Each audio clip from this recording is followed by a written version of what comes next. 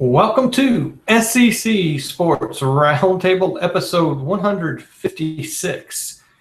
4 years into this crazy thing called podcasting about the SEC, and we are rolling right into the football season before we know it. But before we actually get to talk about real life games, we first have to take a look and be prognosticators and try to figure out where we believe all of these 14 teams are going to end up. And that's a hard task as you start delving into these things. So joining me tonight, you don't have your lower third up there, Nick Jones from Bama Hammer. He'll get that done on the video real shortly. He had to close out some things before we started. Got to love technical difficulties. You know, when you're a small shop running off of the constraints that Google provides for us. While it's great that it's free, you know, sometimes things just don't work with your internet service providers and Google and your laptops and desktops. So, you know, we make do and make lemons out of lemonade.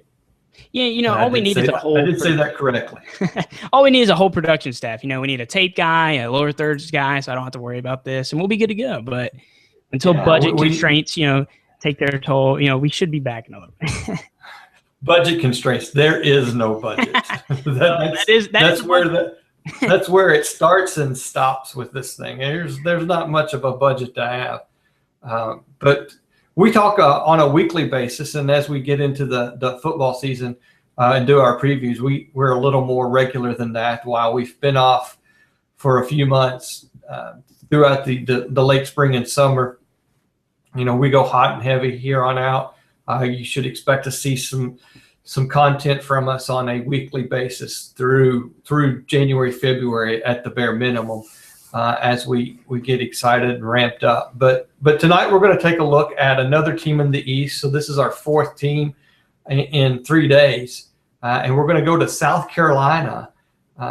To me, that's, you know, we talked Florida. So if you're interested to see what our thoughts were with the University of Florida, that's who we talked about last night. But this is another team that's very intriguing in the East.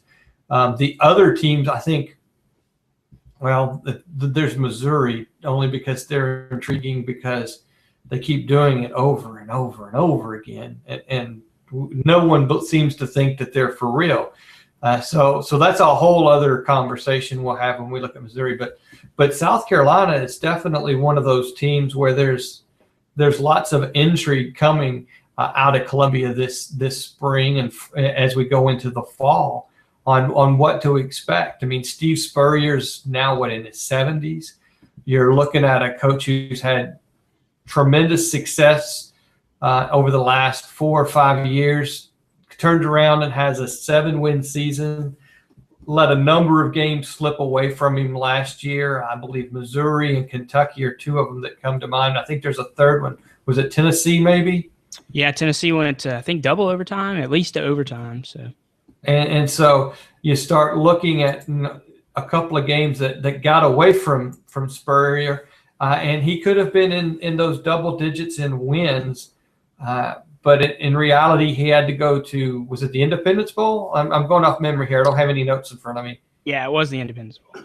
You know, he had to go to the Independence Bowl just to keep a winning record and win that bowl game, and he did that. So, you know, South Carolina, it was not where everyone wanted them to be. I think myself included, if I went back and listened to that preview last year, I think I had them second behind Georgia. And, you know, that's not how things necessarily worked out for either program. But it's a new year, you know. Steve's back. He's fiery. He's gone from, you know, coaching for just 2 or 3 more years to 4 or 5 more years till, you know, he might never leave the coaching ranks. And that's all happened in the last couple of months. Listening to conversations. So there was a little backpedaling, and I think he was trying to be honest, if you want my opinion about it, Nick, in that situation. And then all of a sudden, after it came out and became public, all of a sudden the other coaches in the SEC were able to feed off of that from a recruiting standpoint. and he had to do a little backpedaling there and change that tune a little bit. But, you know, realistically, he might only have 2 or 3 more years left in the tank. And when you're in your 70s and you're coaching like he is, as long as you're winning and having fun, it's good. But when you're struggling and having to face the criticism that they faced last year, it's a whole other ballgame at that point. Yeah, and you know, the local radio station here, they've been talking a lot about South Carolina. I think it was mostly because, you know, everything that you're alluding to, you alluded to it last night as well. You know, the things, a lot of times at SEC Media Days, you know, people are just looking for something to talk about. And, you know, Spurrier really went off at SEC Media Days, and that's the fire that you're referring to. You know, he was talking about people really killing him because they were 7-5, and he was talking about, you know, why aren't we talking about, you know, Tennessee and Florida are getting so much praise this year about being rebuilding programs and the upside that they have, but yet, you know, we had just as good or as better record than they did last year. And that's an interesting point, but, you know, you look back at what Spurrier has been able to do, and on Jocks, you know, here in Birmingham, they made a point and they said, you know, South Carolina, this may be Spurrier's best coaching job. And that's tough to say. You know, when you look back at the talent that he had at Florida, even going back to his early days, it's tough to say that. But when you realize the pedigree that South Carolina had when he got there, which was really nothing, and, you know, he had, 3 straight years with 11-win seasons. And I was reading a stat earlier today, you know, like you said, Shane, you know, you were not alone. I might have even picked them to be in the top 2 in the East last year, but this is the first year since 2010 that South Carolina is not picked by the media to be in the top 2 in the SEC East. Now, that's, you know, those predictions don't dictate performance, but it's just like we talked about with Alabama and some of these other teams last night. You know, the media trusts that they're going to be there. In the past couple of years, we've trusted that South Carolina is either going to be in the SEC championship game like they were a couple of years ago when they faced Cam Newton before Auburn went on to eventually win the national championship, or at least be up there at the top competing with other teams like Georgia and Florida in the past and, you know, Tennessee even a couple of years ago. So 7-5 is definitely not a bad mark. You know, I think especially in a pre-Spurrier time at South Carolina, that's a pretty good mark. But when you've had 3 11-win seasons and a guy that has, you know, the resume that Spurrier has and talks so much like Spurrier, and, you know, there's such high expectations now at South Carolina, you're going to get talk like this. There's no doubt. And like you said, a 70-year-old coach, 70-plus-year-old coach, there's going to be questions every single year that he's going to have to answer about when he's going to hang it up and if, you know, his age is hindering him and anything else. So a lot of question marks going into the season for South Carolina, a lot of them on the field, but a lot of distractions, if you want to look at it that way, off the field with your coaching staff. Yeah, I mean, you know, that's a broke record, and that coaching and age thing. I mean, you had it with Bobby Bowden down at Florida State. You had it with Joe Pa up in Penn State. You have it over in Virginia Tech with Frank Beamer. And you're going to have it with Steve Spurrier. But realistically, if you're winning, they don't talk about it. You know, and that's the difference. All of a sudden, you go from 11 wins to 7 wins. Now, all of a sudden, there's a conversation about age. If he would have had another 10, 11-win season last year, do you think any of this conversation would have been happening? I don't think so. And so while winning cures a lot of things, it also helps, and it's just the general job security of coaching. And so, you know, who knows where these rumors could have started and what's behind it. You know, I mean, for all we know, there could be a PR machine behind South Carolina to put this out there to help fuel that, because if something were to go awry, what makes it easier for, I don't want to play conspiracy theorist here, because the media has a ton to jump on this. There's no reason for South Carolina to have this PR push. But you could easily see where, you know, they could look at this and say, you know, this is a great opportunity for us to set ourselves up and manage this process so that we can find a successor. And I think that if he turns this thing around and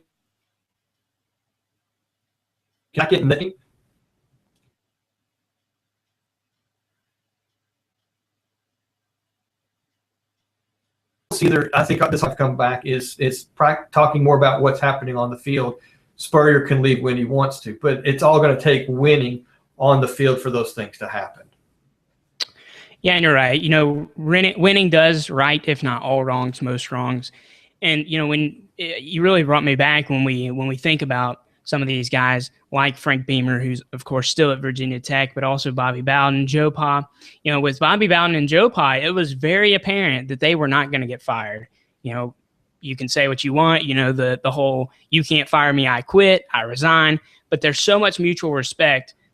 And somebody posed the question, and I really made me think: is who would South Carolina go and get? We're not firing Steve Spurrier right now. I mean, obviously he's on for this season, but you think about, if his worst season is going to be 7-5 or whatever we have them pegged at this year, that's not a bad mark still. But the problem is he's pretty much he can't be fired.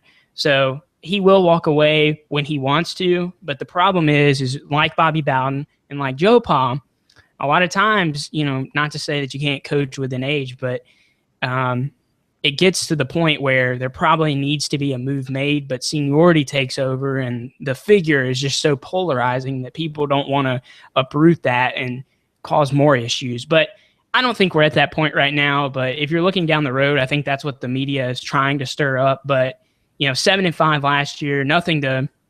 Obviously, you want a better season. I think a lot of people expected a better season, but it's still a winning record. You still made it to a bowl game. You still finished on top. When you talk about winning the Independence Bowl, so it is what it is.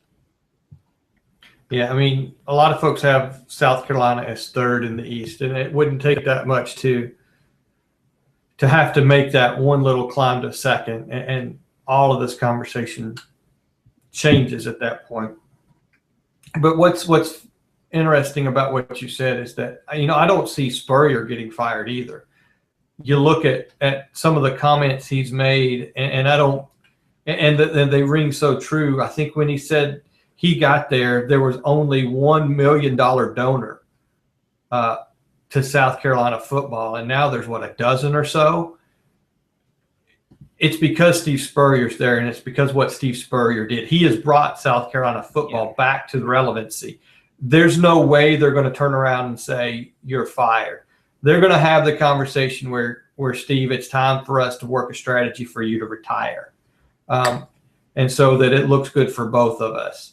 And that's the way it's going to go out. He's going to go out on a horse. He's not going to be shown the back door in this scenario. He's done too much to South Carolina, and he is now synonymous with South Carolina football. I think that's the last thing that they would want to do is to have that tarnished, because all of a sudden he's created a legacy for South Carolina football that was never there before.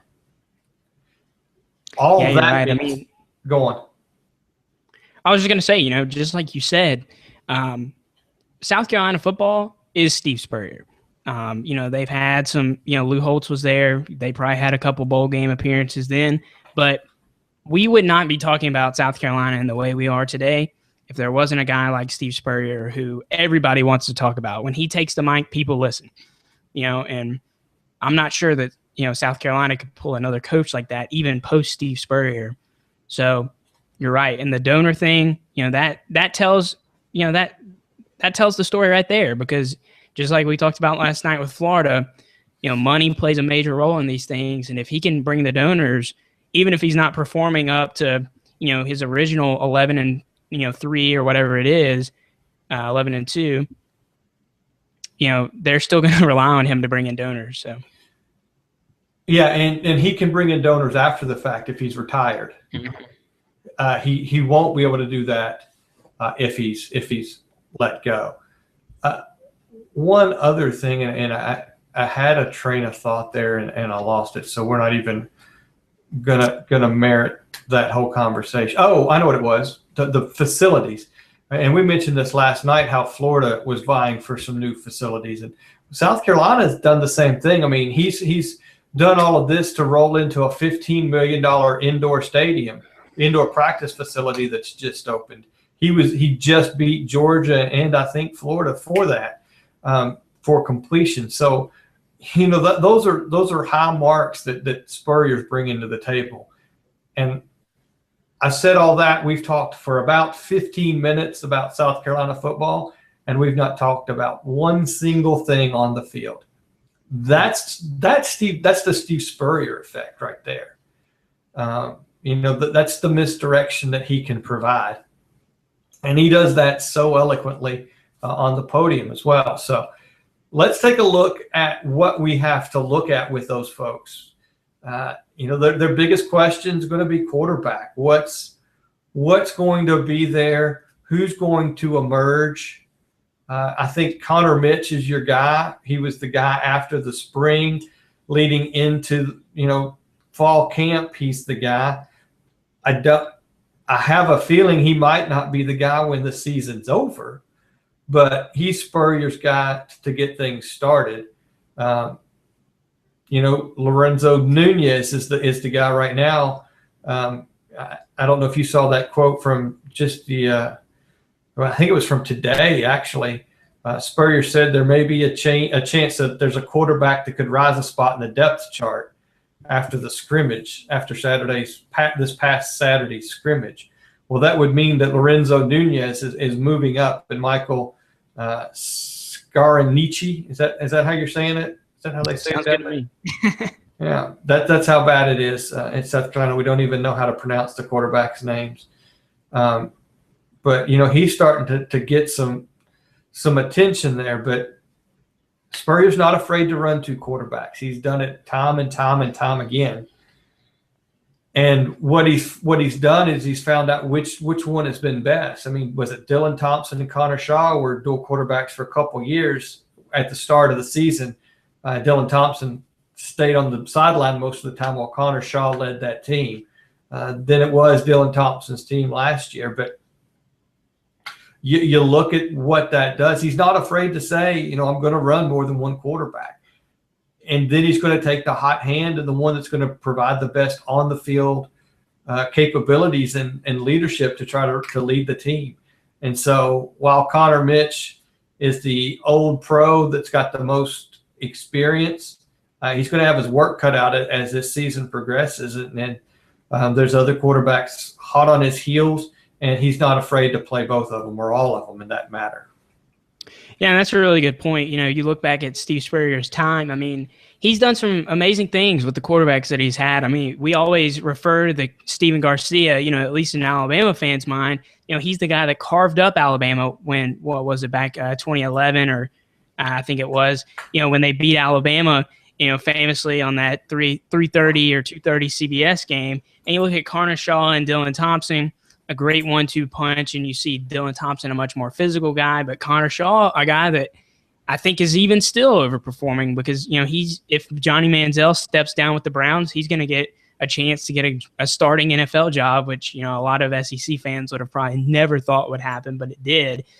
And, I think last year it was a little bit too much to put on the shoulders of Dylan Thompson after, this being, although he's been around the program for a long time and actually had quite a bit of snaps. If you look at it, he was probably a pretty experienced quarterback coming into last year.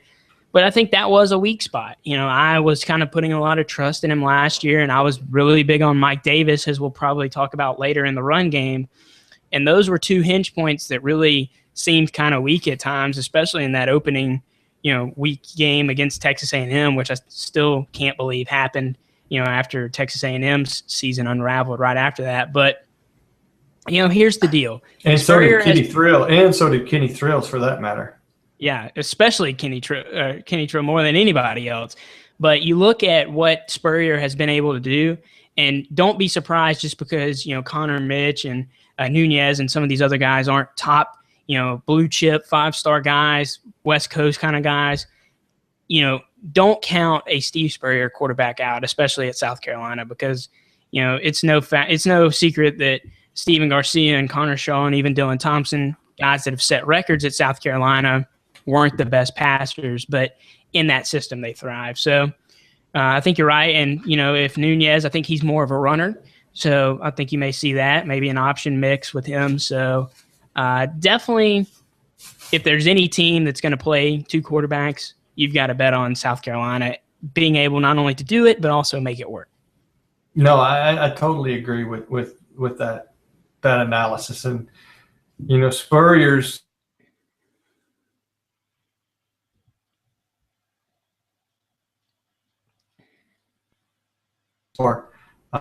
in the style of quarterbacking than anything. I mean, he's allowed those players to have some of that flexibility in the pocket that if you would have asked us 5 years ago, could Steve Spurrier have one of those quarterbacks? We would have said there's no way he would have he wouldn't have recruited that type of player and played that player. They would have had to play his type of ball. But he's adjusted the way he does his offense to fit those things. And so he's able to see success in it, and I continue to see him grow in that manner.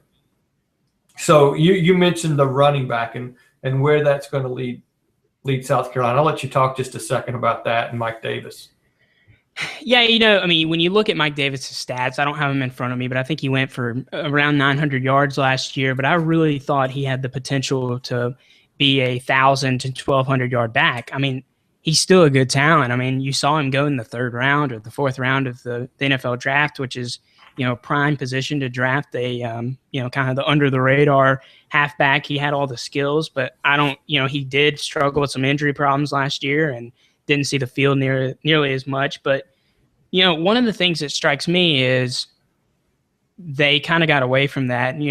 We did talk about that, and even, a lot of people have written about it, but there's 3 games that, we talked about it last night with Florida that could easily change your schedule and, make it from a great year to a horrible year or even a mediocre year like we're talking about with South Carolina.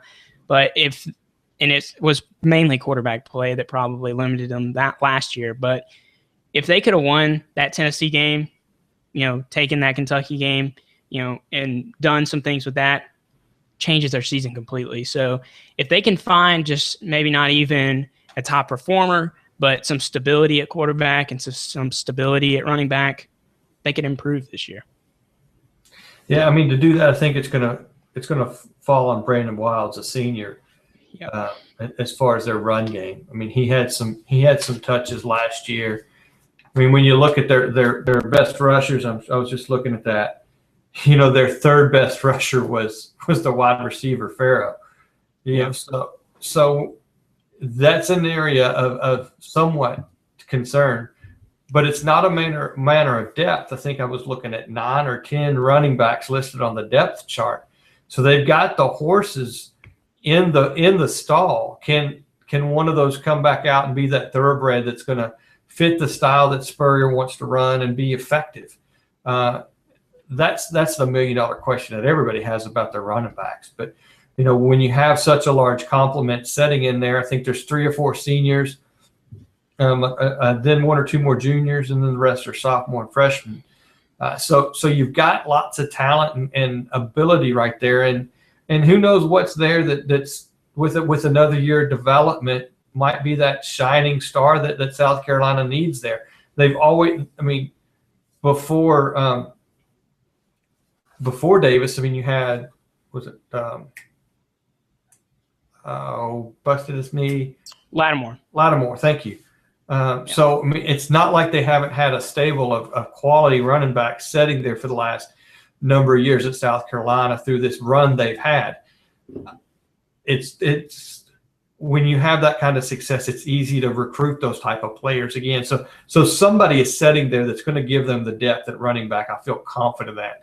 Now, who that person is right now, that's for us to figure out, and I think Spurrier will figure out as well, because just like we've talked about in the quarterback situation, just because you're number 1 on the depth chart leading off the season, that doesn't make you the number 1 player on that position or in that position on the field for South Carolina come mid-season.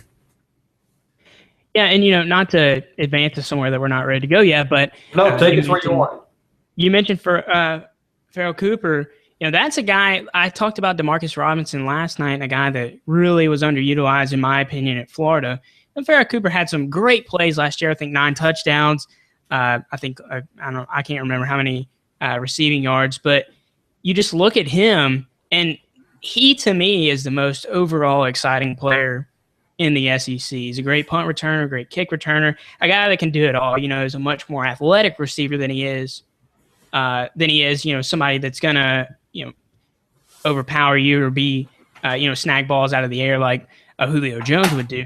But to me, like you said, they're hitting him with a lot of end arounds, and I think he has to be he's an extremely valuable piece, but he needs to be somebody that is just the go-to guy in that offense. And you look at, last year, I think their second receiver had, 5 touchdowns. So Spurrier isn't one to just key on somebody like you see Lane Kiffin doing with Amari Cooper, but at the same time, you've got that talent on the outside. You've got to utilize it. Yeah, no.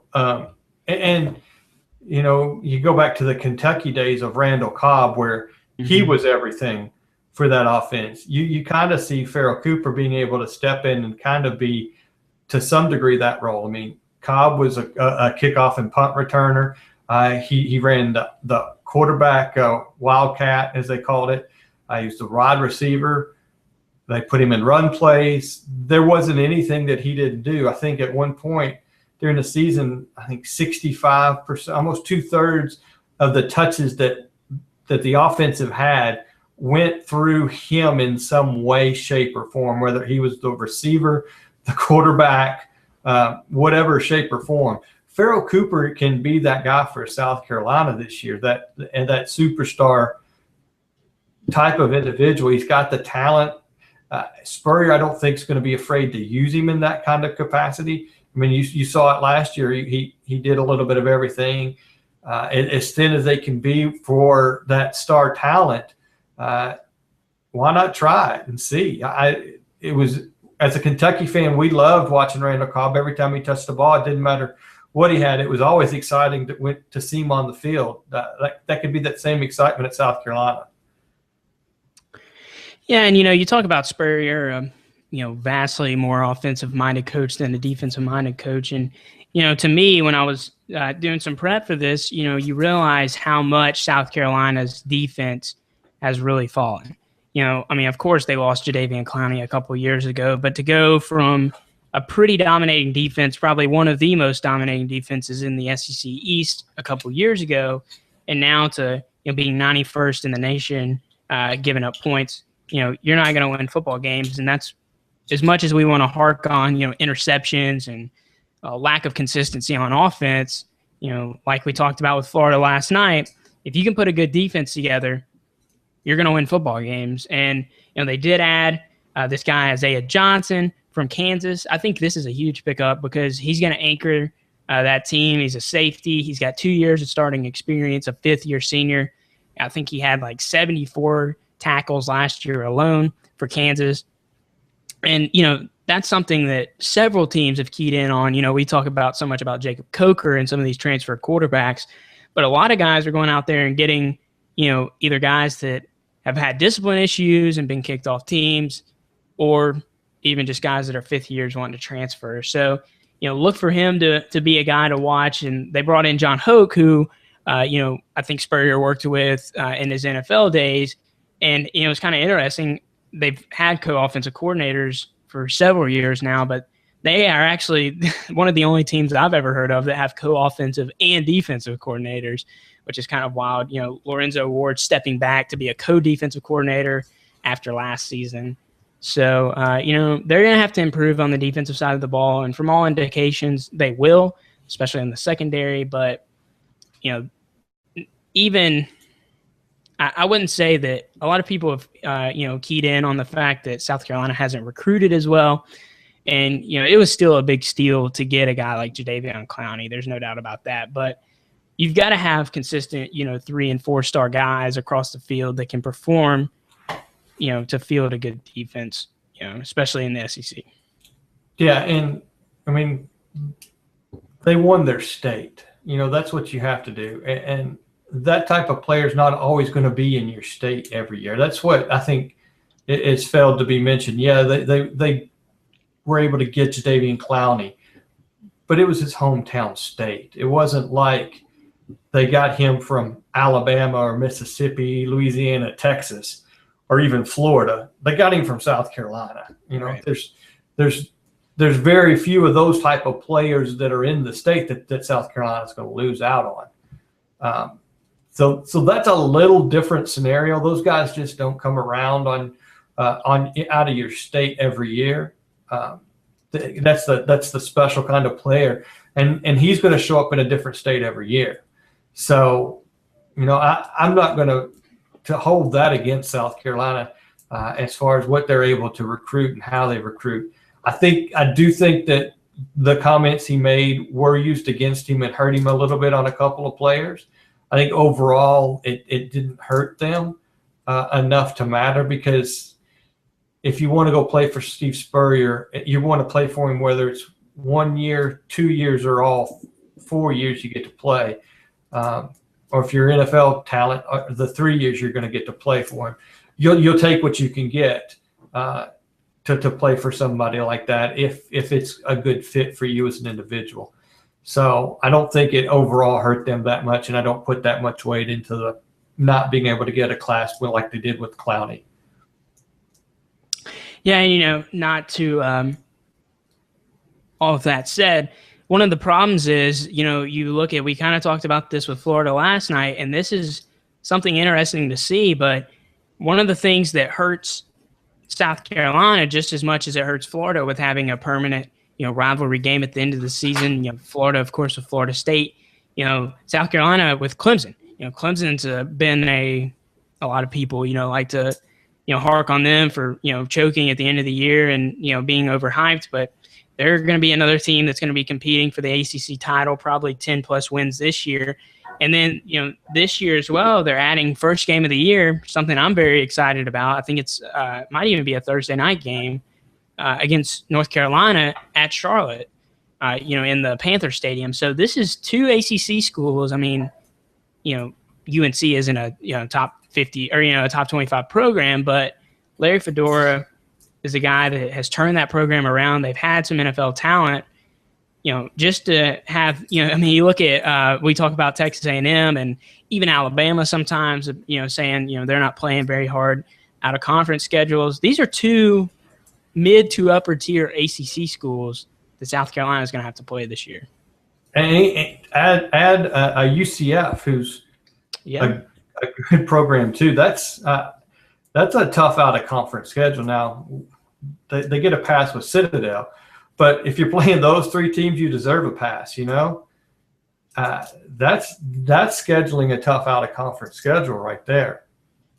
Whether you're talking a mid-major program with UCF or not, they're always putting good talent out on the field. So, I mean, as you look at this schedule, it's not going to be an easy task for South Carolina. They get which you mentioned, they get to start the season off. It is a Thursday game, if I'm reading that right with the calendar, versus North Carolina. They get Kentucky at home, but then they've got to go to Georgia. The hardest game on their schedule on the East is Georgia, and they have to go to the Hedges to play them. Then they have UCF. They go to Missouri, the other team in the East that's the powerhouse right now. They've got to go to their home court too. Then they go back home to Columbia to host LSU, which is a win for them. If they got to play a tough SEC West opponent, let it be at home if it can be. Then they have Vanderbilt at home, but then they go to College Station. That's not an easy place to play. We talked about Texas A&M. While they're going to be improved, they're not going to be top 2 or 3 teams in the West. So, if you had to play the best West team at home, you want to play the best West team at home, and that's the way it works out for South Carolina on the schedule. But it's still not an easy task. They go to Tennessee, they get Florida, and they get Clemson at home. So, definitely not an easy schedule. You talk about the ACC schools, but the good thing is, like you said, I mean, there is no bad SEC West team this year. That's just how it is. I mean, you would kind of hope that maybe you would get an Arkansas.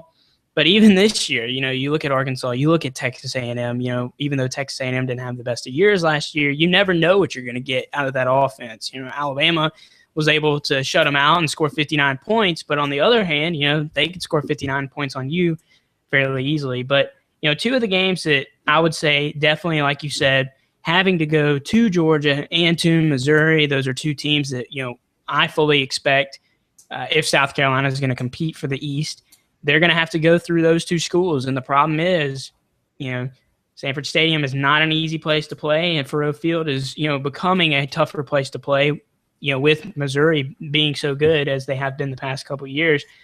But when I look at it, I was looking, I always like to look into the bye weeks like we did last night, and I think they're going to get a win, to me, against Texas A&M. Not only it's at home, but also if you look at it, Texas A&M is coming off a tough road game against Ole Miss the week before, which is not easy at all. But the problem is, you've got to go to Tennessee. Pretty much your top three East teams for South Carolina all on the road, which, Alabama has that where they have to go to LSU, but they get Auburn at home, in alternating years. So I don't know if this is something that happened when we went to 14 teams, but every other year having those three teams on the road, it's not, that's difficult.